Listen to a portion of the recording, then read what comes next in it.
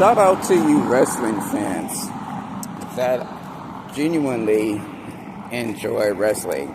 Shout out to you, because many have watched, and although certain times or certain time periods or storylines were disappointed, and then we stopped watching it, knowing that it's a storyline, and stories change and characters change, right? There's the highs, there's the lows, but those of you have watched and say to yourself, let me see where they're going with this story. Let me see what they're doing or how it's going to play out. Shout out to you guys. Now, tonight is Friday Night SmackDown, and yes, many events are happening. It's Halloween, yada yada, trick or treat with candy and all that jazz, right? But those that are staying in, chilling, gonna tune in Friday Night SmackDown, shout out to you. Now,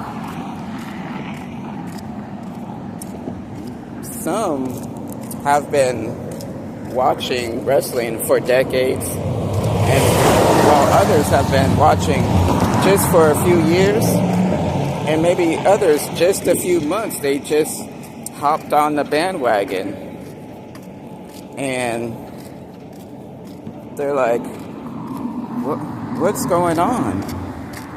Well, this doesn't make any sense. Why there's no, who is this Kabuki Warriors?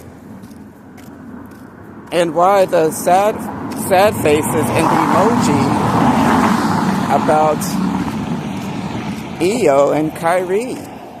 Why the sad emojis on both of them, and why the angry faces at Asuka? Why? Well, in able to understand that dynamic, you have to watch past videos. At least a few. You don't have to watch a whole bunch, but just a few to get the gist and where the changes lay.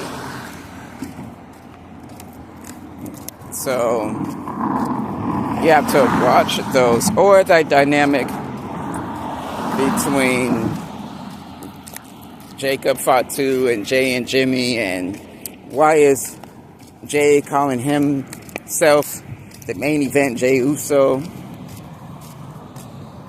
and why does it seem like Jimmy, Big Bro Jim, is holding him back? And other thoughts on that dynamic. So you just have to tune in and enjoy the ride. Put your comments down below if you're tuning in tonight, Friday Night SmackDown. I want to say there's an event this weekend. Put it down the comments below, like Saturday, if the match is going to happen between Jay and CM Punk. I need to look at that myself, but put it down in the comments below.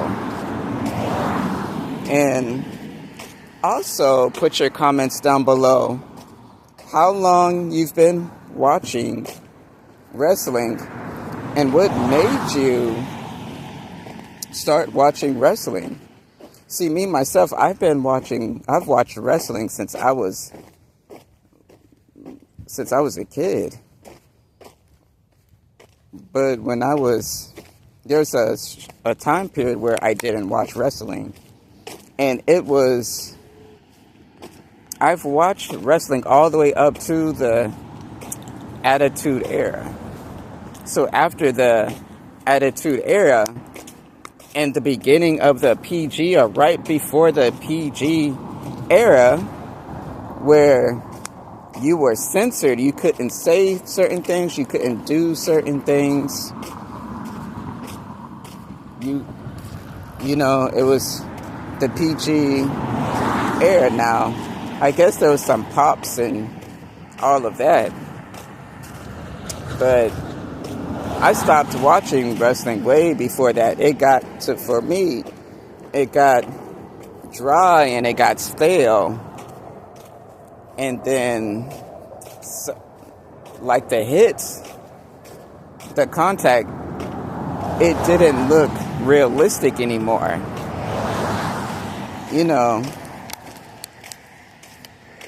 But back then, I just watched the action, and then it was not enough action. So I used to watch WCW because I was watching Goldberg, and Hulk Hogan was on there, and Kevin Nash and Sting and Booker T. So I started watching that more than WWF, right? So after that time, period, I stopped watching wrestling altogether. After to me, WCW went stale. Many moons later, I've watched. Man, this is a whole nother video. This is like a whole nother video. This video is gonna be like a long video. It's these videos is two ideas put together in this video.